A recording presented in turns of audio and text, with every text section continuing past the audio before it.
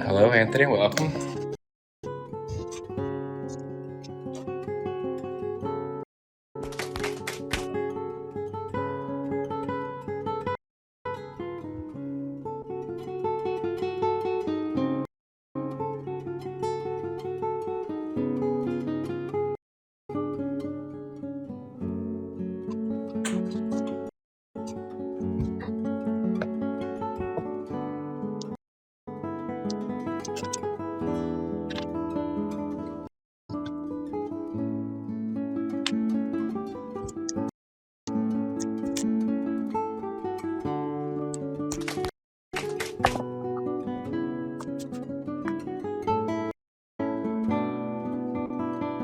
Hello, Corey. How we doing, my friend? Pretty good. How are you? I can't complain. We were just doing a little Twitter Spaces to invite some folks over and, get to know the space here a little bit and starting to have some fun with it. But how you doing, man? Happy to be back in Chicago.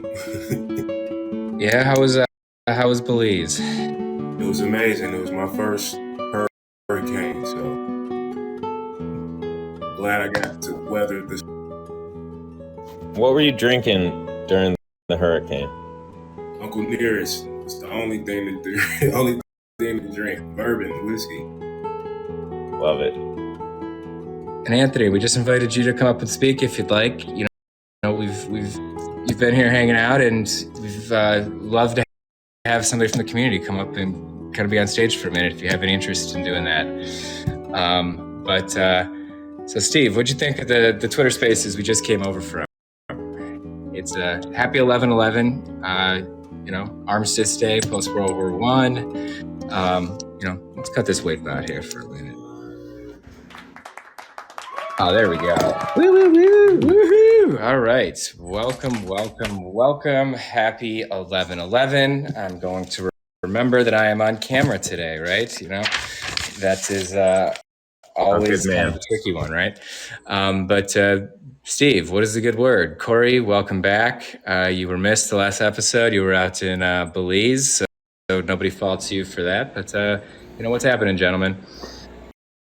I was this morning. I was on Polly was holding a space and just talking about how the supposedly the Yuga Labs royalties 35 days ago, they stopped sending them to Blockfolio or something that's owned by FTX, and it's all just this crazy train wreck. And so just sort of keeping up with all of cascading corruption and bullshit, and the financial contagion of what happened with FTX is probably not only going to be toxic to the whole crypto space, but I think you're already going to see that it's integrated into the Silicon Valley venture ecosystem and into the financial ecosystem in different ways, right? So it's really hard to know how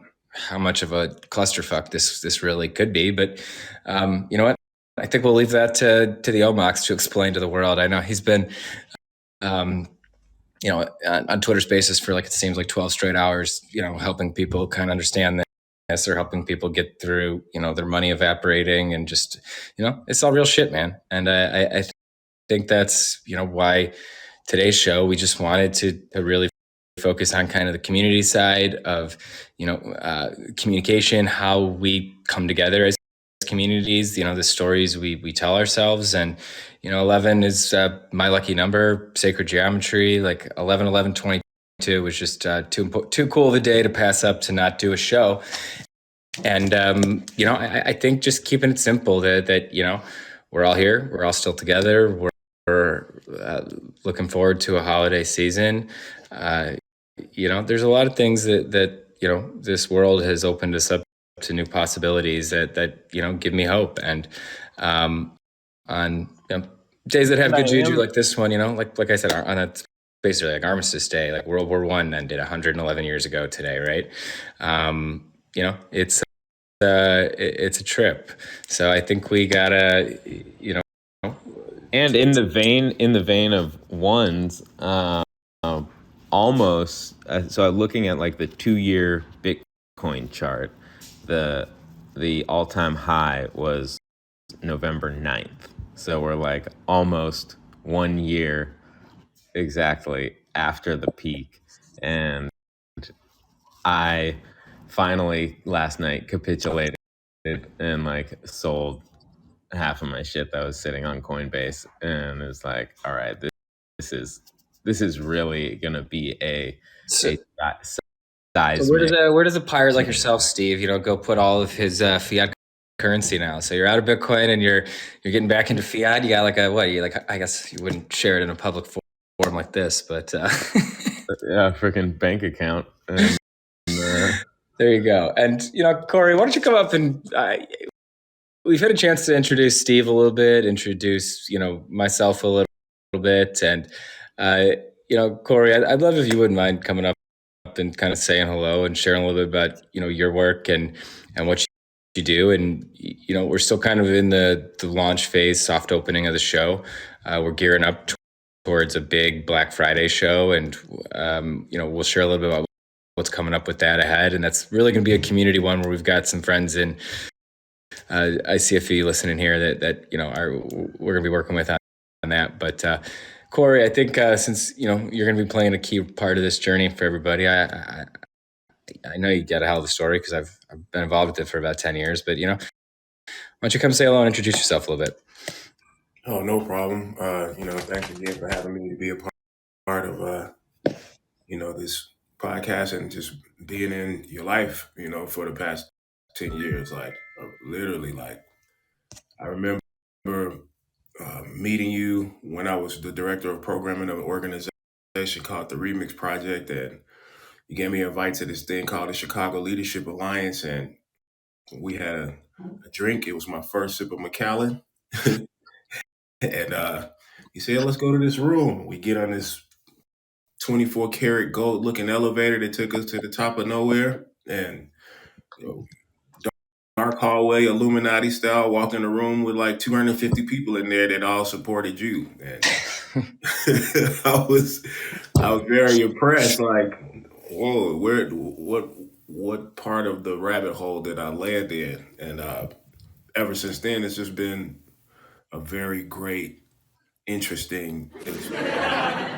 It's one of my favorite words to use, interesting. But it's been a very interesting experience because nothing but greatness and positive people and positive experiences have happened since that day. Corey, why don't you tell them what kind of work you do, man? Like, I think, there's a difference. Like, I think you and I were vibing because you were doing really cool work that spoke to me. When I'm passionate, I just kind of get excited sometimes. So, why don't you share a little bit about your story and your work? I think that probably gives, Corey you don't come from the Web3 side as much as this. Like, you're coming from a different arena, and I think that's what's going to make this show really cool and interesting. Is we've got between the three of us a number of different kind of perspectives and lenses and cultures and contexts to throw at problems and challenges. And as you can see, like, we can add speakers to the floor here, and as folks get the app or want to get more involved, like we're going to invite folks to come up. So if anybody does want to come be the first community speaker for the show, let us know, and we'll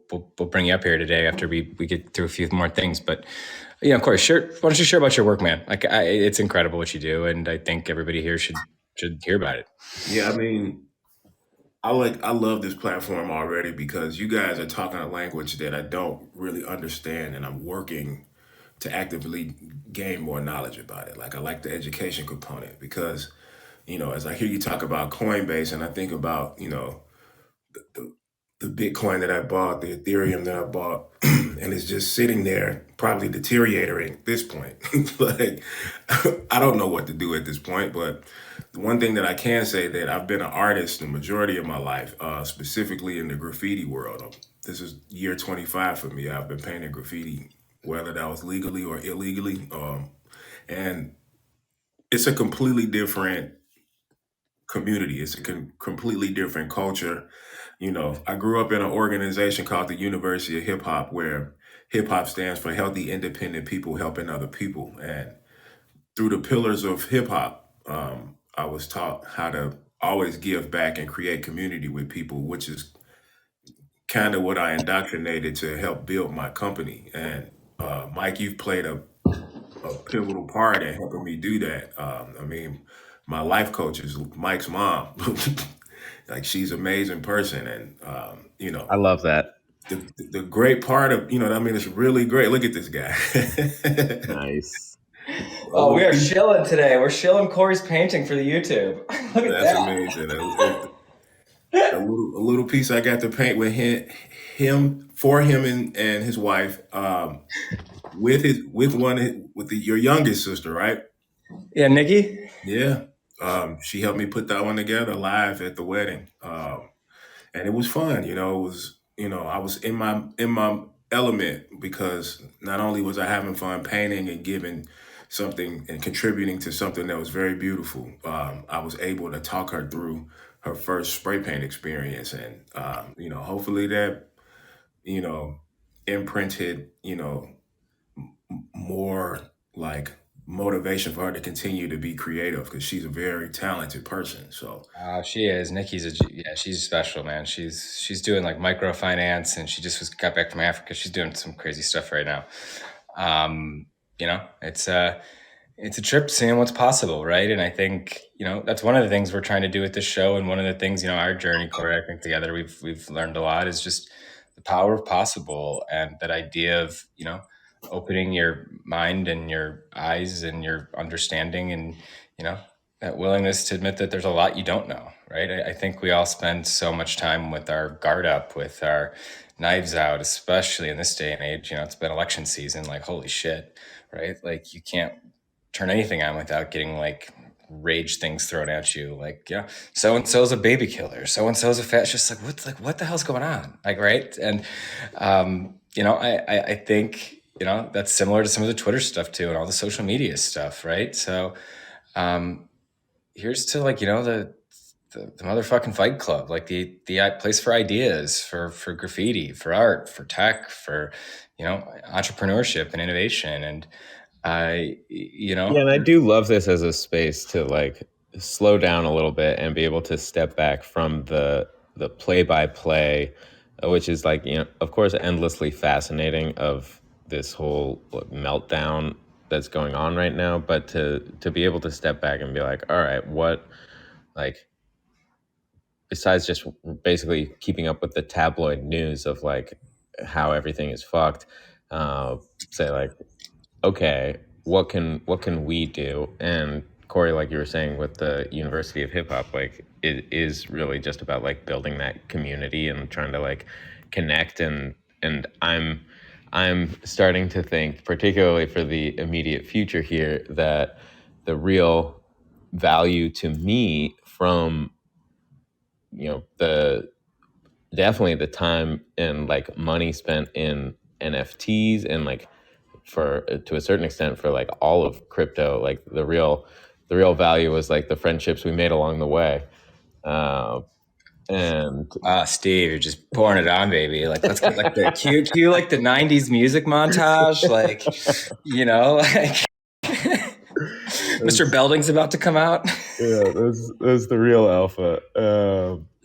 So it'll be, and that was like my departing sort of soapbox from the space we just had, was like uh, just what can we do to like connect with essentially like-minded individuals, and they can be at all varying levels of sophistication in this like web3 shit, and all different age ranges, and just people that like realize like, oh, there's something fundamentally wrong about the way things have been going, but there's also like within that and just the like general technological environment, there's like so much opportunity to just connect with people that you would have been you would never had the chance to just really get down and yeah, into the and shit. I think that everything that you said is spot on. It's right on time because, like I said, I try to stay away from mainstream medias, for that reason that they're gonna, the message that they portray is distraction, distraction, diversion, distraction. It's like it's very tactical, very strategic, and it keeps you at odds. It keeps all the people at odds. But a platform like this where you can meet with people and talk about things that great ideas, similarities, things that you don't have in common, and find ways to connect with people that, like you said, you never would ever cross paths in real life, but creating the opportunity to do so is like that's where the magic is. That's where And what's cool though is then, from those connections and from those authentic relationships, you know, we have the ability to attach smart contracts and digital art and, new ways of symbolizing our vision, our values, our shared community, right? Our mission, right? And I think, if it just starts from a place of, none of us know. I don't know, right? I think the way you just kind of mentioned it, Corey, like, usually whenever those differences are, we're all encouraged to like fight and win and dunk on each other, right? And I think we've all kind of seen that with like Elon Musk buying Twitter, right? Like, when the most powerful people can just buy the whole freaking media ecosystem to change the narrative, like, it's pretty fucking astounding, when you're watching, your friends and colleagues and compatriots all over the world, like, grinding and building and using that as their public space. But once you start to see and feel in real time the actions of the scale players and their general disregard for how it affects people on the ground, I think that disconnect is what we're trying to bridge. And more people are willing to just say, yeah, no, I don't know, I don't have the answers, but I do know that what we're doing isn't working and we got to start trying some new things, right? And that's really what this is. This is an experiment. We want to try new things. We're going to build this show as we go with the people that vibe with it. And, rather than being bound to one platform's ecosystem and, becoming a slave to, YouTube clicks and likes, because that's where our main source of income is, we're going to host the conversation here the way we want to try to be as honest and just real as we want to. Like, we're really into free speech. I used to be an attorney. I care deeply about these things. And, watching both the left and the right, essentially attack free speech without fully realizing it while, trying to, again, win and blame the other side. Like, I'm past blaming. There's a million reasons and 50 years of them why we're in this mess right now. And frankly, it doesn't really fucking matter. It's what are we going to do as, the humans that happen to be, coming into our peak years of professional purpose and all that during this great moment of seismic change in human history, right? Like, it doesn't really matter what we want, like, it's happening.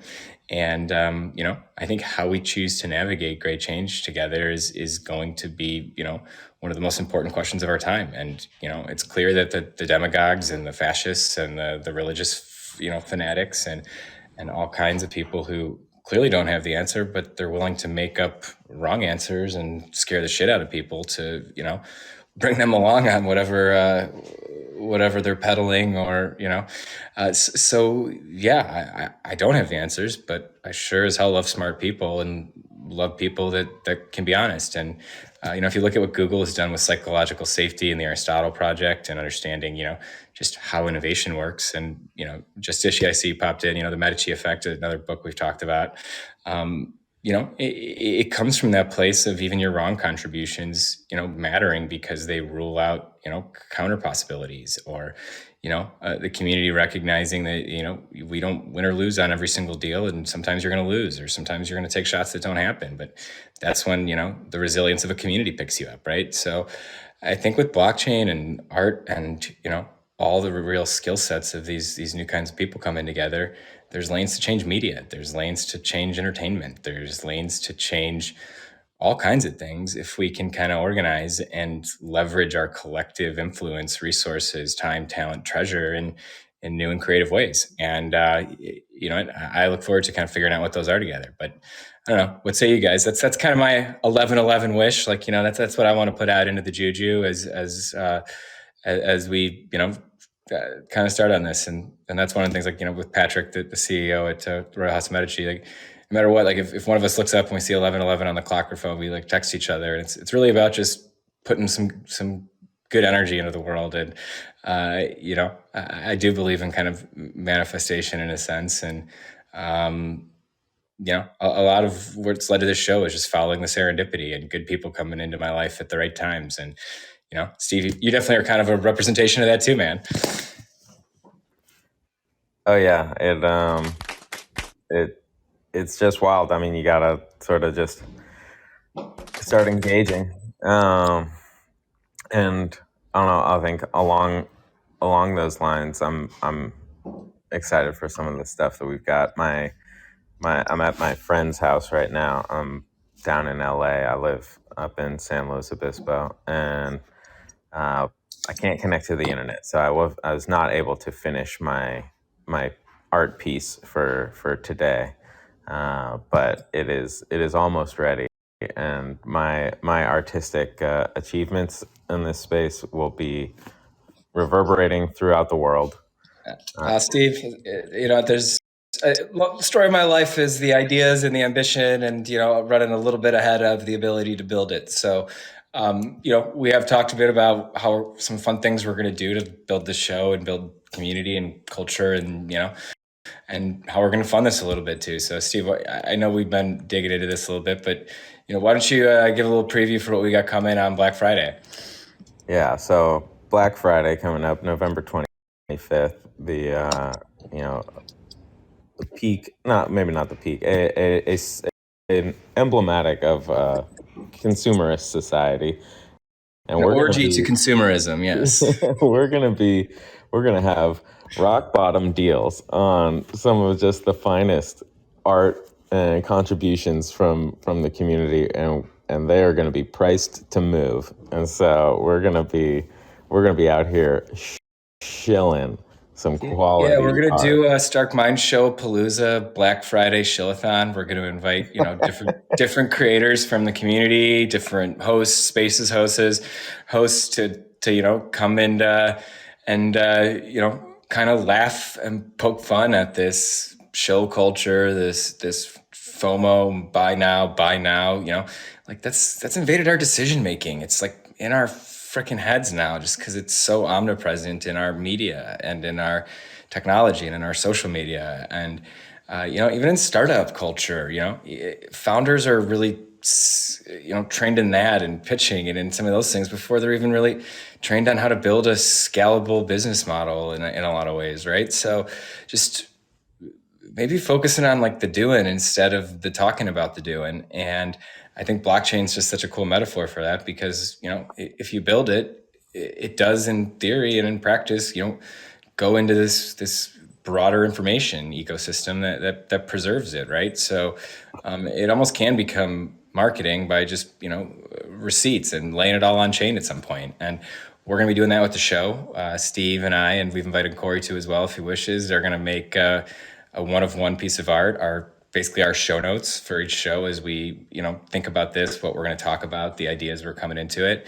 and then just for shits and giggles, we're gonna auction them off each show. And we're also going to do a 101 open edition that's just kind of like a POAP or just a POG, if you will, and I was here token, but it's a way for people to kind of collect and show they support the show. And we'll be able to do fun things as the show grows and metaverse grows, and all the ways that those tokens can be utilized or turned into experiences, or help us kind of build the shared language and behaviors of a values aligned and a true community. And then you and let me hop in there real quick, Yeah. because I love everything you said about 11/11 and sprinkling the positive juju, right? And being doers, right? So I would say, just a question for me, because like I said, I'm pretty new to the platform.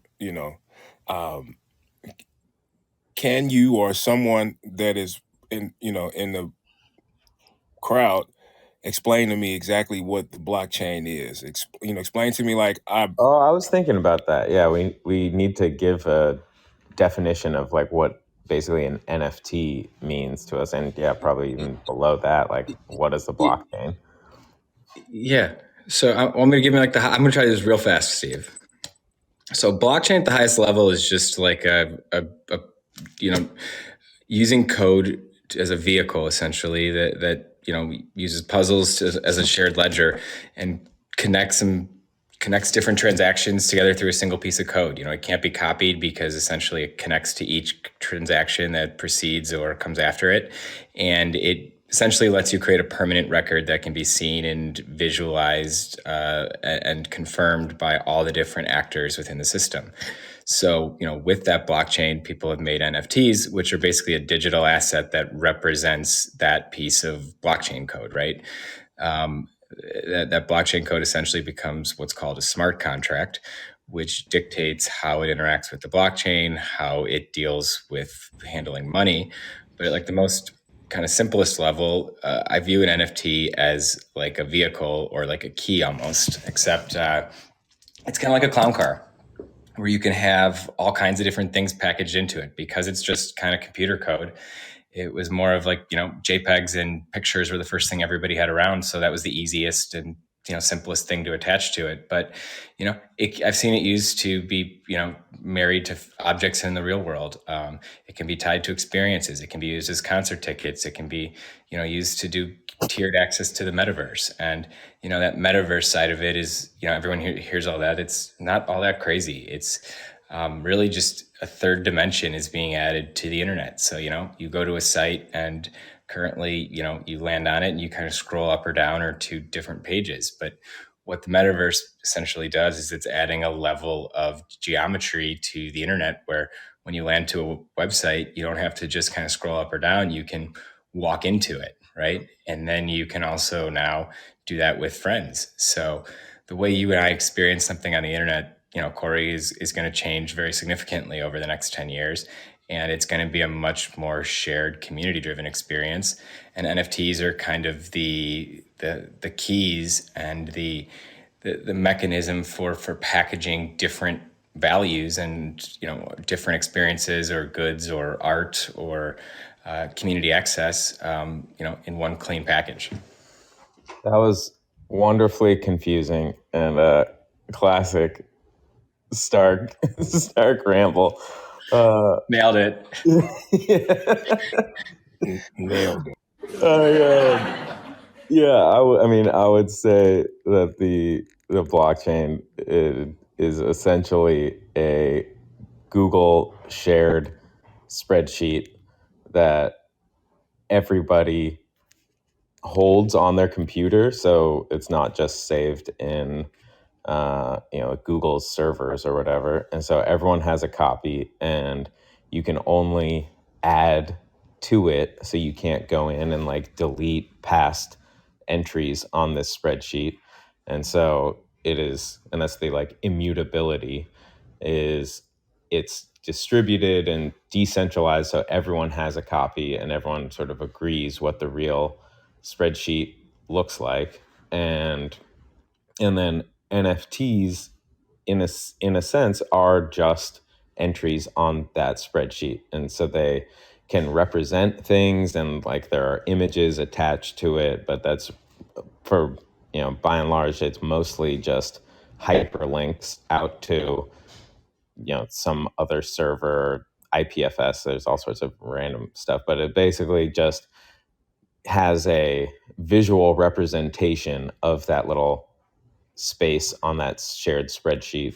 And through that, really what I envision or like what I imagine as like buying an NFT is just having that little space within the like internet, sort of within that spreadsheet. It's claimed, like our and then shared people cultural can, history, Steve, right? Like it's like these are like scarce markers of cultural currency is almost like how I describe it, of like it's almost like I was here for like these really important moments of the internet, right? And it marks it's all time stamped, and you can see the connections to like who are all the other people that own one of these pieces on that spreadsheet. And in like an attention economy where people are spending a bunch of time on the computer looking around, whatever, there are going to be people that go through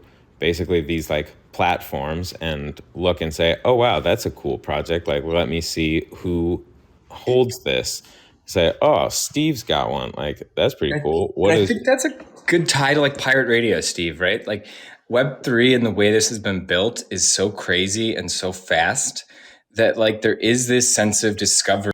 Like the only way to like really understand it is to like just kind of dive in, and it's overwhelming. It moves too fast. It takes a lot of time to adjust to. Like it took me a full year to like really be comfortable in the space where, I was comfortable to start talking about it. Like I actually, understood it or knew what the hell I was talking about, right? Like it was really overwhelming for a while. And I think that's part of this show is like we want to acknowledge those kinds of things and try to make it less so for people. And when you're overwhelmed, it's easy to get taken advantage of, right? So I think that for sure, man, like that aspect of discovery, of like wading through these waters of getting shanked a few times and losing some money or rug pull, like everybody here who's been in it like has some battle scars from it, right? And I think a lot of the other side of that comes in and wants to like invest or buy into it, wants it to be like clean and simple and kind of fit into this like Web 2 kind of everything is awesome kind of ecosystem, like the WAGMI kind of Kool-Aid in a sense, right? So it's fascinating as it kind of unfolds, man. I don't know, what do you Corey, what is your perception as somebody who's not in it every day? Like I feel like NFT and all this have been made like such like a dirty word now that it's just like it's muddied the waters so much. It's just crazy to see how like during the pandemic, it's almost like watching stocks rise and fall. Like there was this like craze and like fanfare where people are like, NFT, I need to be a part of some steampunk something. Like everything had a name, everything had a theme, everybody was getting a part of some yacht party club, all of those things. And I'm like, what is the hype here? What's happening here? Like I only know art in a form of like I can touch it, I can paint it, I mean I can design it, I can edit it, I can do all that type of stuff, right? But it was just very new to me, and I'm seeing people jump on the wagon, and now it's just odd to see how fast that the dip is happening, right? It's like a roller coaster dip almost. And that's the piece that I was kind of talking about earlier with like being kind of disorienting and overwhelming, is I think it's a lot of like the same cycles and patterns and things we've seen in the past, but just accelerated at a crazy time scale because it is decentralized, right? Kind of like Steve was talking about, like when you don't have to go through a centralized bank to exchange money or to exchange value, when, any artist in the world or, anybody who 10 years ago a graphic designer, maybe didn't think of themselves as an artist, but, through NFT, they've been able to become artists. Like, I have a few artists in Africa that I've collected their NFTs and support and just absolutely love their work. Like never in a million years would I have a chance to encounter that artist. Right. And, it's just cool because you get to kind of have these little, authentic relationships around some shared understanding, right? And I think art serves as a perfect Rorschach test for that, right? It's almost like the perfect filter bias because, art in and of itself is to be experienced. How people experience it, how they see it, how they react to it actually reveals a lot about who they are as well. Like, art isn't static. It really kind of happens in that exchange of, the artist all that going into creation and then, people coming into it and, experiencing it, right? It's a conversation. And I think that art serves really as a really cool filter to help communities sort into the types of alignment that makes sense. I think the problem is our tendencies to align around those things and the tribal stuff and the primal animalistic shit and a lot of the subtext under this stuff is very powerful, right? And I think that's why what we're doing is kind of important to present some counter positions, to present some alternative approaches to doing this that aren't Bored Ape, that aren't yoga, that aren't venture capital, that aren't greed is good, we need to get to a unicorn. Like, no, we just want to make some cool shit and build a cool community and support each other as we do it, and hope that as we grow, it goes from one ship, the good ship Stark Minds here, to hundreds of ships and people that can sail on their own, and let's build a whole navy. I was gonna say, I like you. I like that. Greed is good. Let's get to a unicorn. That's the name of the NFT. Good greedy unicorn. Greedy good unicorn. Like, See, now you're getting it, Corey. You were meant to you be might a have started DJ. something. And that's how this is going to work. Like, we're going to come up with stupid ideas like that on the show, and we're just going to make them. So, it's going to take a community to help us do that. But I want to shout out, like Omak and Mike 3 and Bunzi already. Like, there's a lot of people that are helping us out. Like, Steve and Corey, like, this was kind of an idea. And you guys just were like, hell yeah. Like, Steve, I don't even know like where you came from. You just like called me one day on my phone. I'm like, how'd you get this number? We got people. Yeah, but I think there's just to find a little bit of joy in that, our own cosmic insignificance, and to get lost in that wonder is cool. And I mean, Corey, you grew up like in some real shit too, man. Like it's we've done a lot of work in the community and children's hospitals, and in places where kids deal with violence, and I grew up in the realest shit. I mean, Mike knows, like, South Side of Chicago, born in Chatham, and probably one of the worst parts of the city, and or the worst part of that area at least. And to make it out of that, and to use art as a vehicle to teach kids how to be entrepreneurs through the lens of creativity has been what I've been striving to do my entire life because of the University of Hip Hop. It taught me how to not just create a lane, but like create a highway for all the things that I have access to from under my creative wheelhouse, And Corey, like growing up in, basically a rough neighborhood, like at what age, or like when did you start saying like, oh, I want to take this and like make things? Always known that I wanted to be creative, right? I always known that JNX has always been an idea of mine since I was 12 years old. But since the first time, somebody gifted me a keyboard when I was a kid, I taught myself how to play the piano. As soon as I got a laptop, I learned how to make You taught beats. yourself how to play piano? Yeah, and not even in a sense where it's like I'm a classical pianist, like Beethoven over here. Exactly. I'm a programmer. Like, I make beats. I've got thousands of royalty-free music that I use now to, create revenue for myself as a producer at an ad agency, but also for my own company as well. Like, I freelance.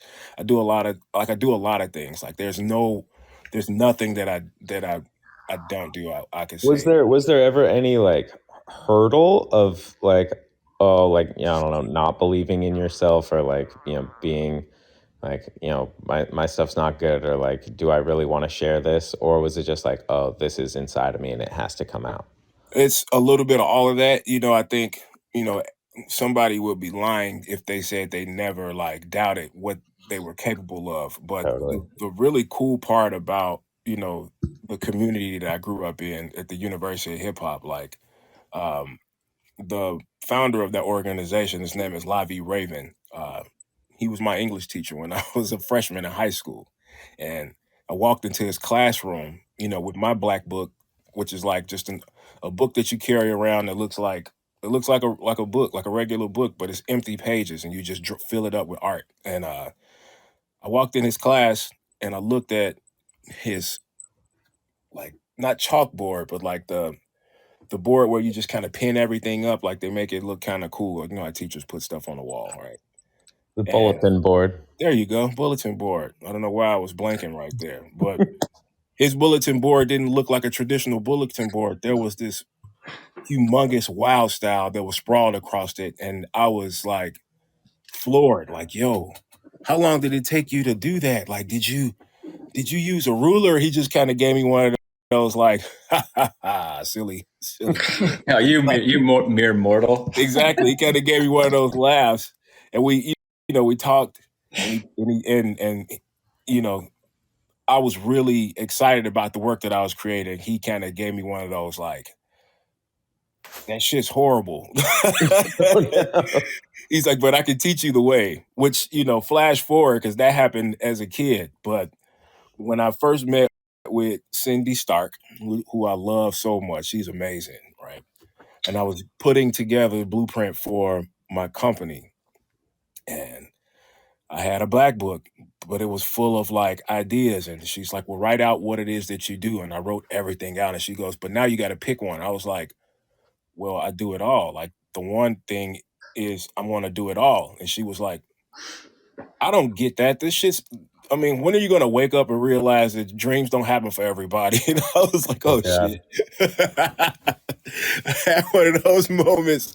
I was like, we'll do a whole special with my mom one day. we need to. Yeah. I'm a pretty big dude, like I'm 6 feet plus, 300 plus pounds, and I'm in her office, and tears are just jumping out of my eyes. Like, who says that to people? It's like, apparently she does. But what it did do, it gave me the opportunity to like get my shit together and say, you know what, if she doesn't see it, and this is what she does professionally, I have to take this back to the drawing board and make these things happen so that she can see the vision.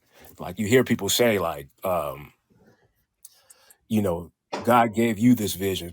You can't expect people to understand it or see it how you see it. And I just started living it, and Mike helped me with that, with some of my first JN experiences, the events that I threw, with some of the stuff that we did with the kids, some of the things that we did to give back, and which led to a lot of great opportunities where, I've done artwork on TV shows, on movies, I've done commercials, I've worked on ad space, and to be able to take that back, at every chance that I got, Cindy was the person I wanted to call or send her a text message just out of the blue, like, check this out. This is one of those things I put that you told me that I couldn't do. And she was like, oh, I see it now. I'm starting to see your vision.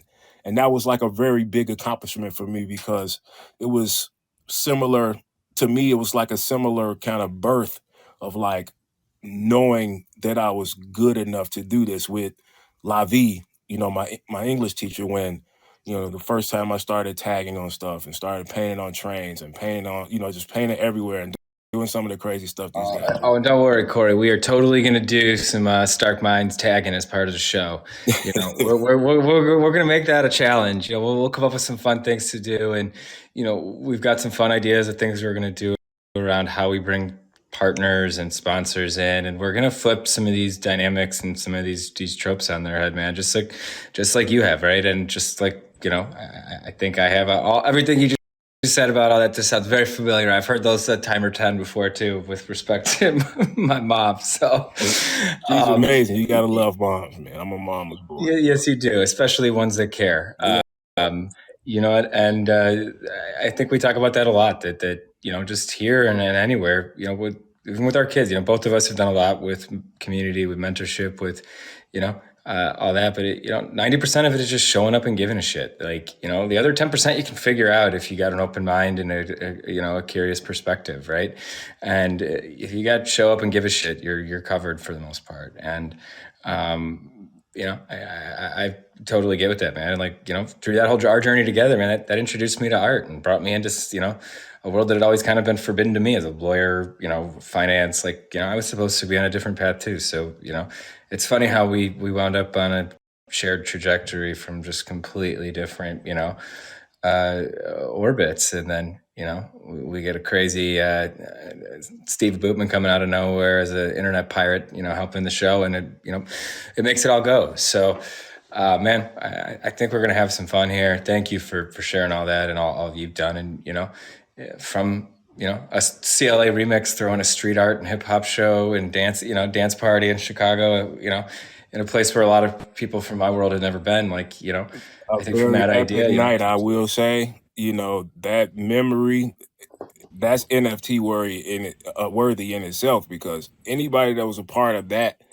happening, it's forever burned in their memory. It's like one of the dopest parties ever thrown.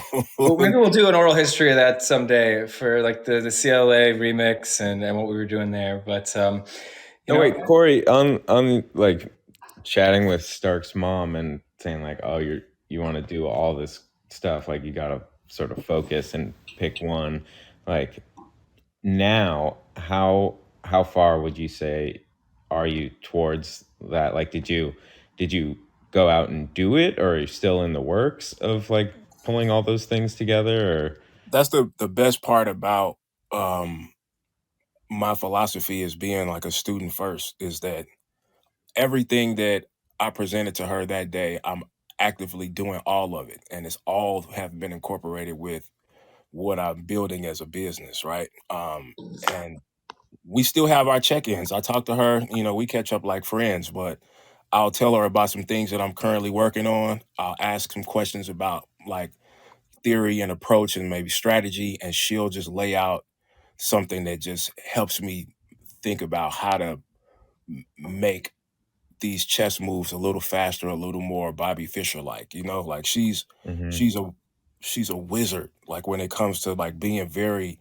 intelligent about how to make sure that Execute. somebody stays positive about, some of the stuff that you struggle with, because you find the beauty in the struggle. You just have to keep taking the steps, right? Like you just got to keep taking the steps, and all of the stuff. I literally, there's nothing that like none of the boxes are unchecked. Like I checked them all off, and for me, JNX, my mission and vision is to build community and be creative, and to create opportunities where, like Stark said, like I'm from the hood, I'm from the community, but I also have a humongous network of people that are from corporations. They're from the corporate sector.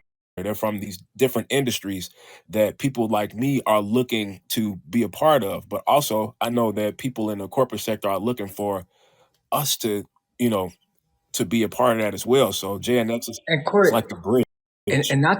and dude, not to do it in like a tokenized bullshit way too, which is kind of a blockchain joke metaphor there too. But the amount of people that I know you and I have talked about this a lot because some of my experiences of growing up in a multiracial house with foster kids, and we got a lot of funny stories, but be it in different racial situations and all that we maybe we'll wade into and share one of these days. But I think we both have a lot of just kind of unique perspectives on that because together we've kind of experienced worlds that are both foreign to people like us usually, right? And it'd be funny if it wasn't so sad and tragic sometimes, man.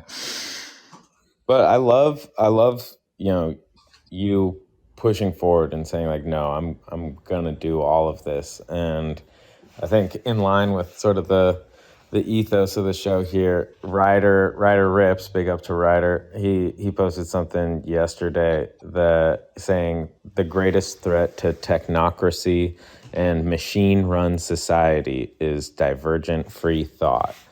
And I just love that. And so like, the march of basically capitalism and like the algorithm and industry will push everyone towards tight specialization of like your little function on the assembly line.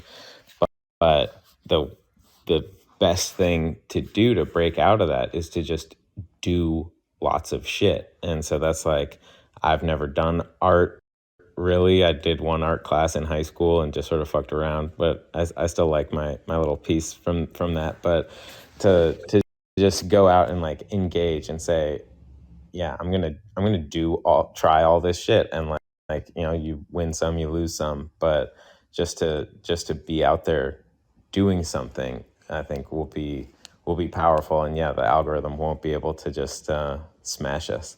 Yeah, and you should love that piece, right? That should be something that you cherish. Like, you Oh, I know, still keep it in my box of keepsakes. you gotta love that piece. And the one thing that I can say that like in my household, my mom was a teacher for Chicago Public Schools for 40 years. My sister's a vice principal. I taught for almost 20 years. And even in the classroom, it wasn't like in a traditional sense. I came in as a multidisciplinary artist that taught kids, just from the things that I know that I've taught myself. Like I didn't go to school for any of this stuff. I just was very curious about how to get the thoughts in my head out into the world. And, a lot of people, never really explore what that looks like. And if they do, they're emulating what they see. You know what I'm saying? Like, it- I've been in classrooms where like there's a studio set up and I can teach kids how to make beats. And the first thing they do is they run to a computer and they're like, well, I want a beat that sounds like whoever their favorite rapper is or their favorite singer is. And they'll go through this list of like what they call type beats, where it's just kind of like you can pick this song and then you can just take your favorite rapper's cadence and you sound just like them. And I'm like, We in the NFT world we call that derivatives, right? Like, you know, there's a lot of people that they need to start with frames and things they can understand. You know, it takes a special type and some luck to get to the point where you can almost become, you used the term wild style earlier, but one of my favorite movies ever, I love Legos, is Emmett, to be like a master builder, right? Where you can essentially just take what's there and all those different pieces and assemble them in new ways. And I think everything is awesome. yeah, everything is fucking awesome, man. When you're part of a team or a crew in this and case, and I would right? teach those kids, I would tell them like, that's cool. That might give you, give me an opportunity to teach you how to navigate the world that you're looking to get into. But at some point, you're going to learn how to break off of that and create your own music. You have to listen to what's inside of you and write your own lyrics, find your own cadence, and stand up on your own 2 feet. Like those might be the training wheels, right? So Corey, how would you apply that advice to a bunch of adults who spend their day LARPing as cartoon characters of monkeys and seals and chasing each other on Twitter, with the fear of God that they might not get the next airdrop or whatever it is. How would you explain that? Like, that art mindset that you teach the kids and help them tap into that the deeper self, right? I think art is a pathway to that. I talk to a lot of adults about stuff like this all the time, and I would say the best approach right now is to do it for the love. Don't even think about, the likes that, that dopamine that people are searching for, the likes. Don't think about the money. Think about, this is something that you do. This is something that you're passionate about. You're going to wake up and put some energy into it every day. It's like how people direct you in the stock market. Like over time, compounding interest, if you just keep dropping a little bit here, a little bit there, it's going to start to pay off for you. That's how I feel about with if I'm going to talk to adults, I'm going to say over time, compounding interest says that if you continue to just keep dropping energy into the direction that you want to go, all of a sudden it's going to snowball and become, your life and have the biggest rewards for. I love that, and I think that investment of energy. I think so much. We've talked about this a bit in past shows, but with the tech economy and with e-commerce and all of this and social media, like literally everything has been digitized, like all the way down to our identity. That that ability to just try to separate yourself from it to find that space and that clarity is just it's so difficult. It's one of the reasons my wife and I we chose to live out more rural, and we live in a place most people would laugh at and consider flyover country, right? Like, but where you can find that headspace to truly be creative and to be original is difficult. And I think too many people are far too desperate to ever really be given a fair chance to even find it. As I know, you got a lot of firsthand experience up seeing that, with kids and all that too. Yeah, I mean, and this is no different, right? You gotta think like this is a brand new venture for you. I mean, you're very well versed in everything that you do, everything that you put your hands on turns into gold. I'm somebody that knows that from firsthand, just in the time that I've got to know you.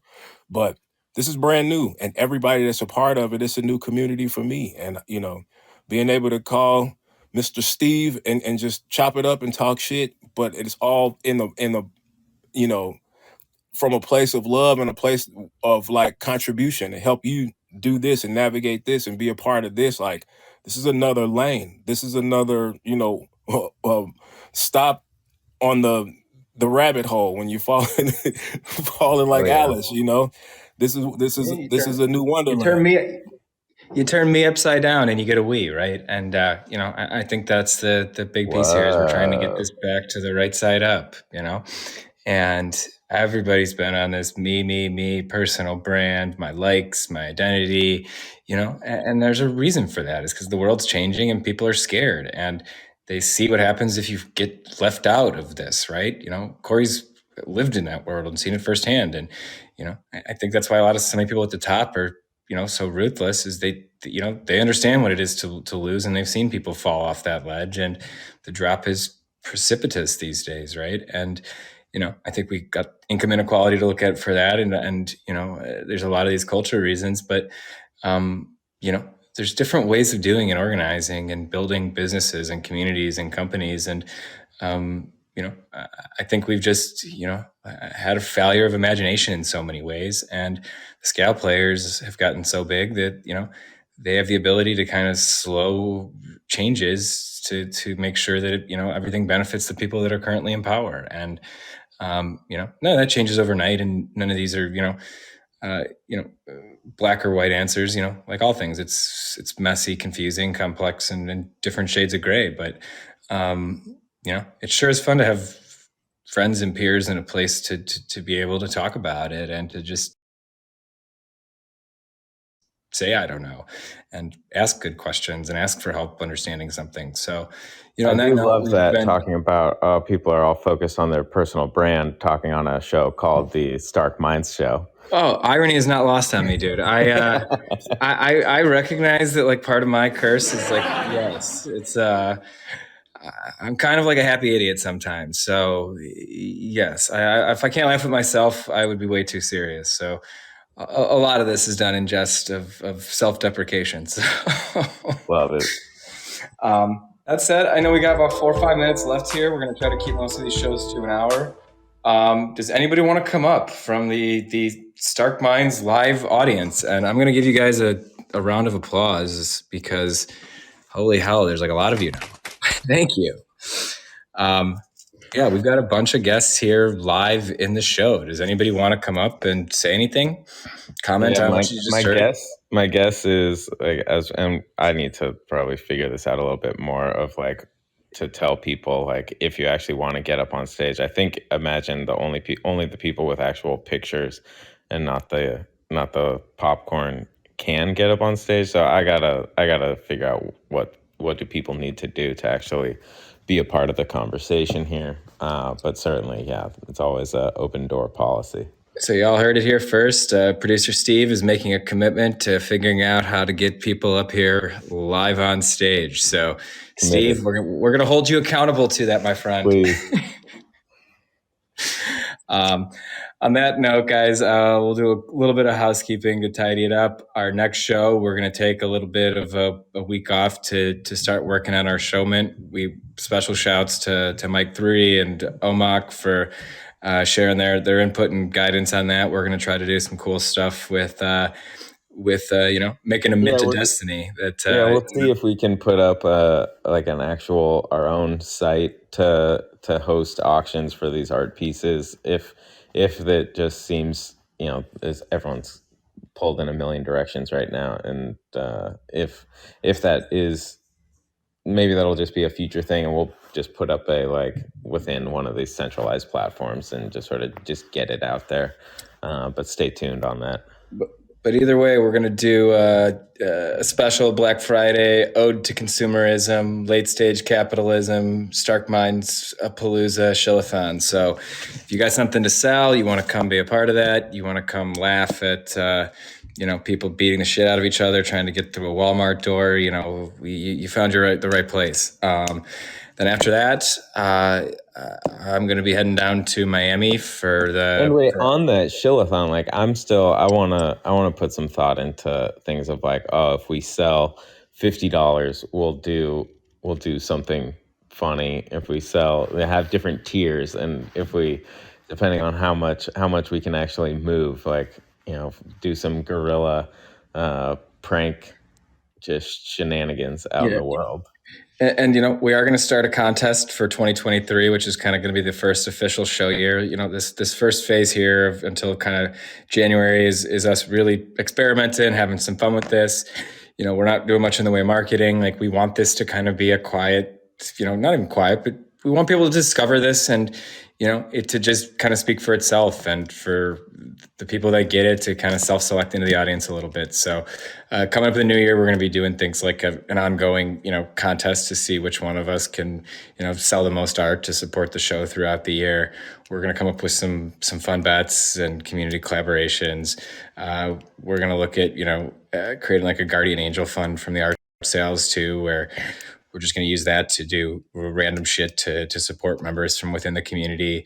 We're definitely going to make a Cameo influencers fund where we're going to pay Cameo influencers to say stupid shit and chill and do funny things and, kind of poke fun at these things. So we've got a bunch of ideas that we want to use to, in the inspiration of so many of the Mike Threes and the Averys and the satirists and the performance artists. Like, we want to use all these tools and these things that are being creative and funny and illustrative and cool new ways. So bring your ideas to the table. It's like I said, it's we're going from the upside down to the right side up. It's we, not me. On that note, guys, anything, closing thoughts, closing remarks here? We're at the 1 hour mark. So Steve, 11 Central Time. Oh, beautiful. We got 2:11:11. So get it in, bro. Yeah, I think thanks for everyone for tuning in. There's a million things to take your attention right now, and we'll just be, we've got I think we're all committed to just keep trying to keep it real and have some good conversations. Yeah, we got Black Friday coming up. November 25th. That's going to be kind of a fun, longer format show. We're probably going to have some guest hosts, a little bit more of the Whack Pack coming in for that. We're going to hopefully have our show mint up by then. Then I'm going to be doing some live shows down from Art Week in Miami. So if any of our community or listeners or whatever are down in Miami for Art Week, Art Basel, any of the big shows down there, hit us up on our Twitter page at Stark Mind Show. And come look us up. We're going to be doing live interviews from the Royal House and Medici Gallery at the Kimpton Surf Coma on Miami Beach. So should be a lot of fun. And I'm going to be down there, shaking hands, kissing babies, doing the thing. So come see us, come say hello, and come record a pod with us. Love it. Thanks, everybody. All right. Godspeed. Happy 11/11, and go be well. Do something kind for somebody today. Thank y'all. Woo-woo.